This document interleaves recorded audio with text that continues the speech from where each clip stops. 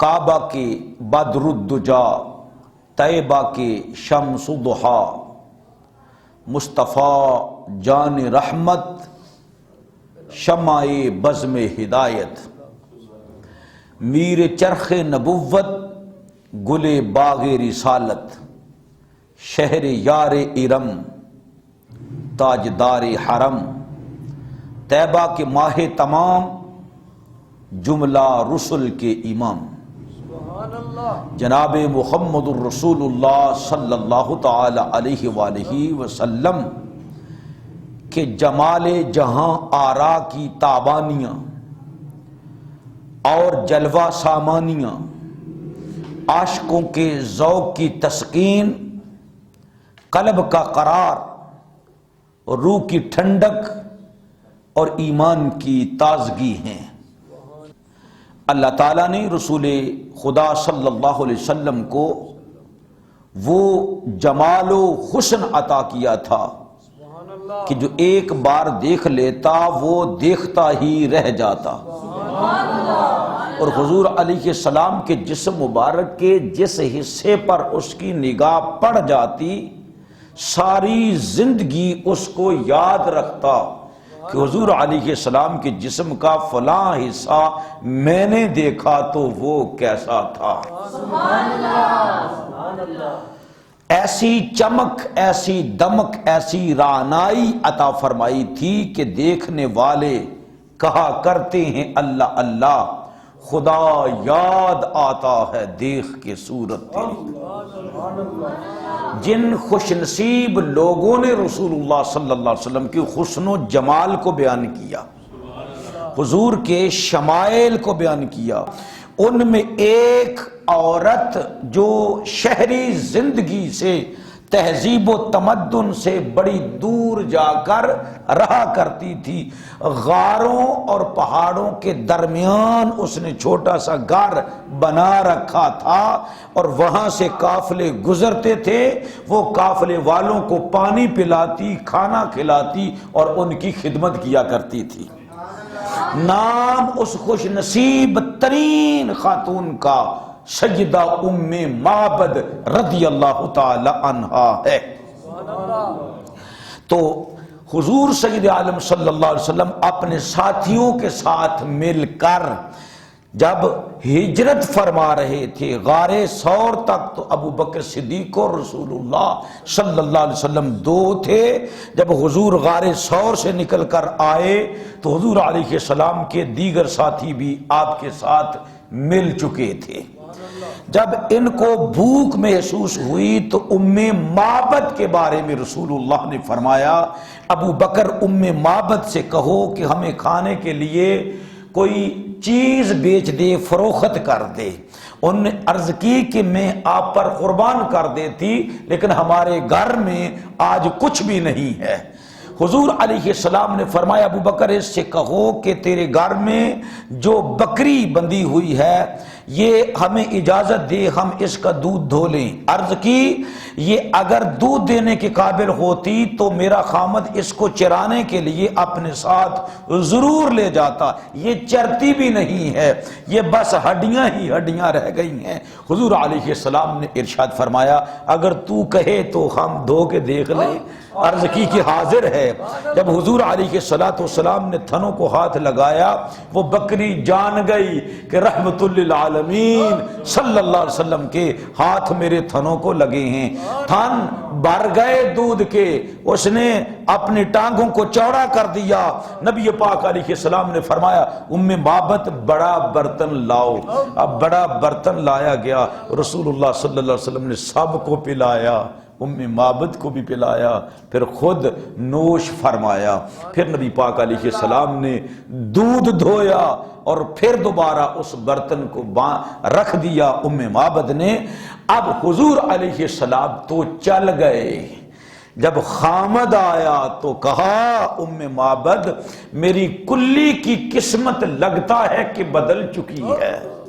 یہ خوشبوئیں، یہ معطر ہوائیں اور فضائیں اور نورانی سما بتا رہا ہے کہ آج کوئی بہت عظیم واقعہ ہوا ہے، ہمارے گھر میں یہ دودھ نظر آ رہا ہے، یہ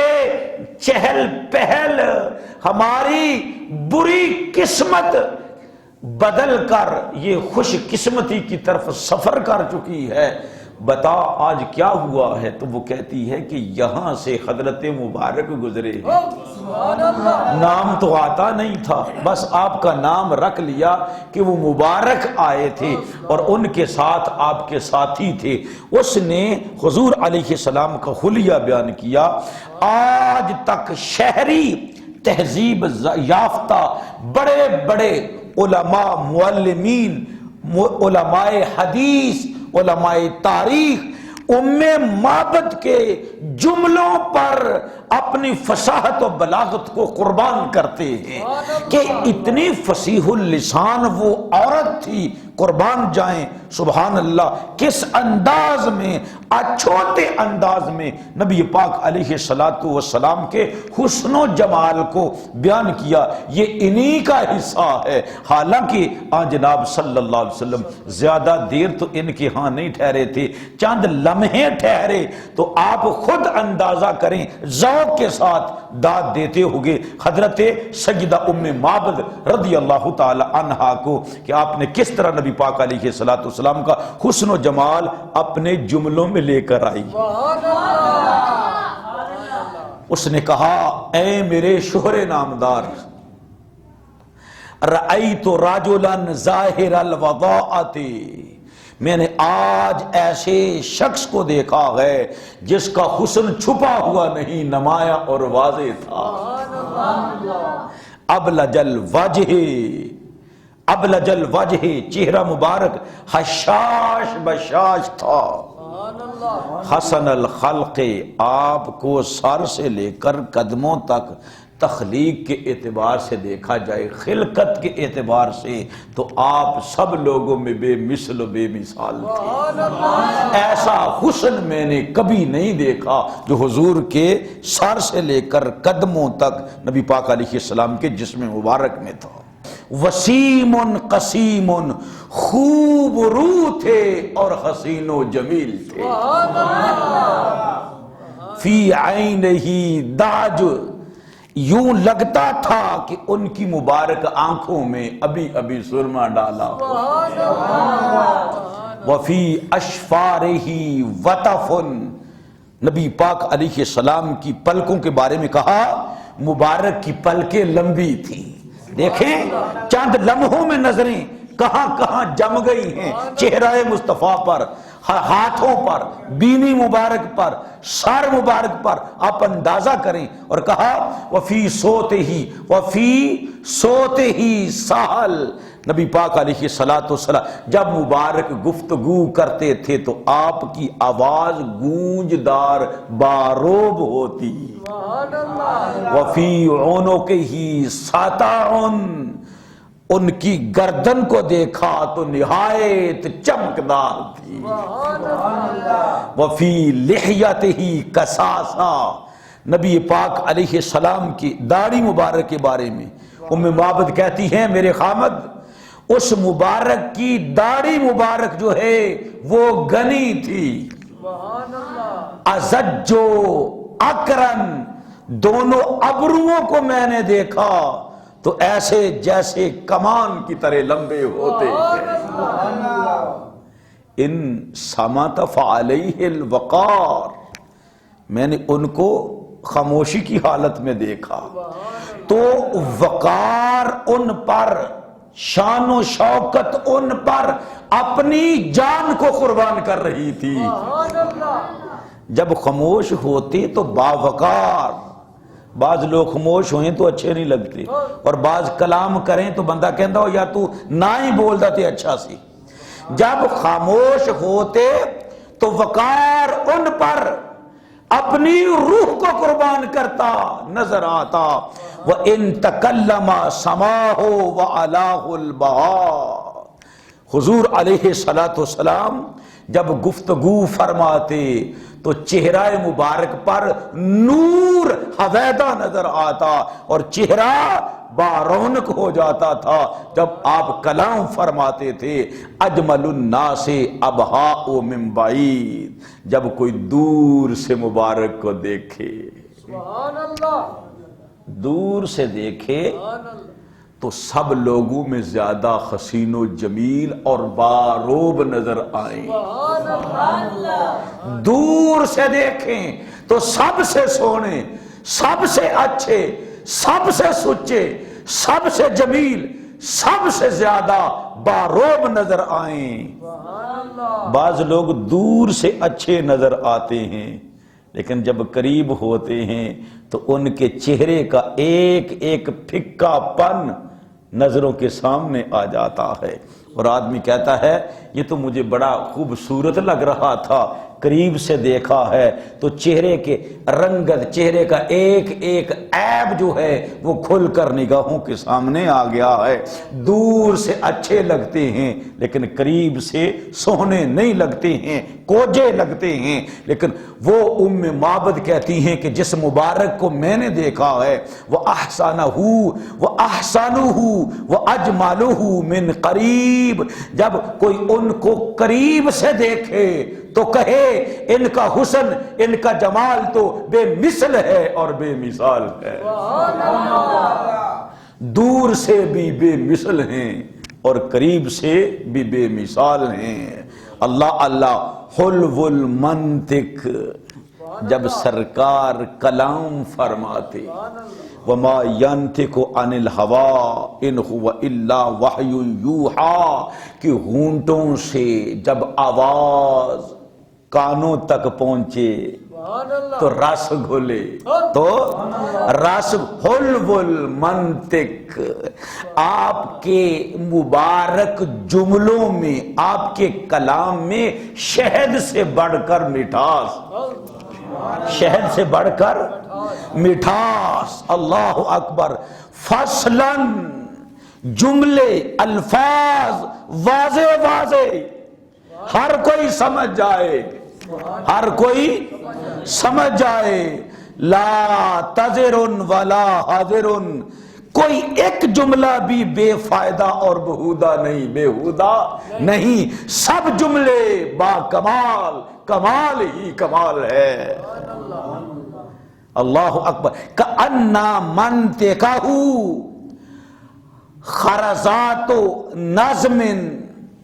اے ابو معبد مبارک کے مبارک زبان سے نکلنے والے جملوں کے بارے میں کیا کہوں، جب وہ مبارک بولتے تو یوں لگتا کہ موتیوں کی ایک لڑی ہے، ان کا کلام، ان کے جملے ایسے جیسے موتیوں کی ایک لڑی ہے، جب وہ بولتے جاتے ہیں ایک ایک جملہ، ایک ایک لفظ سچے موتی جو موتیوں کی لڑی سے جڑتے جا رہے ہوں۔ ہائے ہائے، سبحان اللہ، سبحان اللہ۔ نعرہ رسالت، نعرہ تحقیق، نعرہ حیدری،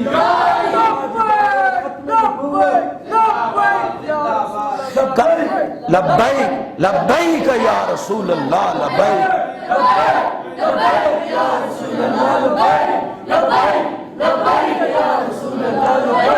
کأن منطقہ خرزات نظم، یوں لگتا تھا جب وہ کلام کرتے تھے گویا کہ ان کا کلام سچے موتیوں کی لڑی ہے، یتحدرنا، جیسے سچے موتی جھڑتے جا رہے ہوں۔ آئے ہائے ہائے، سبحان اللہ۔ ربعۃ لا تشنعہ من طول ولا تقتحمہ عین من قصر، نہ حضور علیہ السلام اتنے لمبے کہ لمبائی کسی کو بری لگے اور نہ ہی اتنے پست کہ کوئی کہے کہ فلاں کوجا ہے، نہیں، بلکہ اس کے درمیان حضور علیہ السلام کا جسم مبارک اعتدال پر، غصن مبارک تو ایک شاخ تھی نور کی، سبحان اللہ نور کی ایک شاخ، بولو بولو، نور کی ایک شاخ، غصن بین غصنین، دو شاخوں کے درمیان، دو، فَهُوَ أَنْدَرُ الثَّلَاثَةِ مَنْظَرًا، خوب سر سبز و شاداب، نور کے حسن والی شاخ، وَأَحْسَنُهُمْ قَدْرًا، قدر کے اعتبار سے سب سے زیادہ خوبصورت اور حسن و جمال والے، اللہ اللہ سبحان اللہ، یا محمد نور مجسم، یا حبیبی یا مولائی، تصویر کمال محبت، تنویر جمال خدائی، ما اجمل کا تیری صورت، ما احسن کا تیری سیرت، ما اکمل کا تیری عظمت، تیری ذات میں گم ہے خدائی۔ معبد نے بتا نہیں دیا، ساری خدائی اس صورت میں گم ہے، اس صورت نو میں جان آکھاں، جان آکھاں کے جانانے جہان، جان آکھاں کے جانے جہان آکھاں، سچ آکھاں تے رب دی شان آکھاں، جس شان تو شانہ سب بنی، ایسے صاحب حسن و جمال، اور فرماتی ہیں لہو رفقا، وہ تنہا نہیں تھا میرا مبارک، اے میرے شوہر مبارک تنہا نہیں تھے، لہو رفقا، ان کے ساتھی ان کے ساتھ تھے۔ بھئی کس طرح کیا کر رہے تھے؟ معبد کہتی ہیں ان کے ساتھی یحفون بہی، ان کے ارد گرد دائرہ بنا رکھا تھا، چاروں طرف سے انہوں نے مبارک کو گھیر رکھا تھا، انہوں نے مبارک کو یحفون بہی، مبارک کو ان کے ساتھیوں نے گھیرے میں لے رکھا تھا۔ اے میرے شوہر سن، آج تک میں نے نہیں دیکھا ہے، ان قال سمعوا لقولہ، اگر وہ زبان مبارک سے کچھ جملہ فرماتے، ہونٹ ہلتے تو ساتھی تمام ہماتن گوش ہو کر غور سے سنتے، سارا جسم ان کا کان ہی بن جاتا، ہمارے محبوب کیا فرمانے لگے ہیں، یہ معنی ہے ہماتن گوش ہونے کا، یعنی بڑی ہی توجہ اور غور سے سنتے سرکار کیا کلام فرمانے لگے ہیں۔ وَإِنْ أَمَرَا تَبَادَرُوا إِلَىٰ أَمْرِهِ، جب مبارک کوئی حکم فرماتے بلا جھجک سوچے سمجھے بغیر فوراً آپ کے حکم مبارک کی تعمیل کرتے، فوراً حکم بجا لاتے، حضور کا کہا مانتے، اور محفوظ محشود، سب خادم اور نوکر، سب خادم اور نوکر، وہ سب کے مخدوم، وہ سب کے مخدوم، اور سب لوگ احترام کرنے والے، وہ سب کے محترم، وہ سب کے معزز، سب کے مکرم، سب کے محترم۔ ولا عابسن، نہ ترشرو، جب کسی کو کچھ کام کہیں تو کہے ہماری جان کھینچ لی ہے، اس مبارک کے پیارے پیارے کلام نے، کلام کی پیاری پیاری مٹھاس نے۔ ولا مفنزن، اور نہ آپ کے فرمان کی مخالفت کی جاتی، جو آپ کے ساتھی تھے وہ آپ کا کہا مانتے، بلکہ ایک شاعر تو یوں کہتا ہے، گویا اس کا ترجمہ یہ ہے کہ تیری ایک نظر کے طالب، تیرے ایک سخن پہ قربان، یہ سب تیرے دیوانے، یہ سب تیرے شہدائی، یا محمد نور مجسم، یا حبیبی یا مولائی، تیرا وصف بیان ہو کس سے، جس نے سرکار کو جیسا دیکھا اپنی استطاعت کے مطابق جملے کہیں، حق تو یہ ہے کہ کسی سے بھی حق ادا نہ ہوگا، تیرا وصف بیان ہو کس سے، تیری کون کرے گا بڑائی، کما حق ہو، کوئی بھی حضور علیہ السلام کی عظمت کما حق ہو بیان نہیں کر سکتا، تیرا وصف بیان ہو کس سے، تیری کون کرے گا بڑائی، اس گرد سفر میں گم ہے جبریل امی کی رسائی۔ جبریل امی کی رسائی، یا محمد نور مجسم، یا حبیبی یا مولائی، تنویر کمال محمد، تنویر کمال محبت، تنویر جمال خدائی، یا محمد نور مجسم۔ میرے عزیز دوستو، حضور علیہ السلام کا حلیہ بیان کرنے والوں نے بھی کمال کر دیا، کمال کر دی، لیکن سب سے بہتر حلیہ، سب سے اچھا حلیہ رسول اللہ کا وہ ہے جو خود خدا نے بیان کیا۔ اللہ تعالیٰ سے دعا کرتے ہیں کہ اللہ تعالیٰ ہمیں حضور علیہ السلام کا دیدار مرتے وقت بھی عطا فرمائے، اور قبر میں تو سرکار کا دیدار ہونا بھی ہے، ساتھ پہچان اور شفاعت بھی نصیب فرمائے، اور قیامت کے دن بھی رسول اللہ صلی اللہ علیہ وسلم کی شفاعت نصیب فرمائے۔ بسم اللہ الرحمن الرحیم۔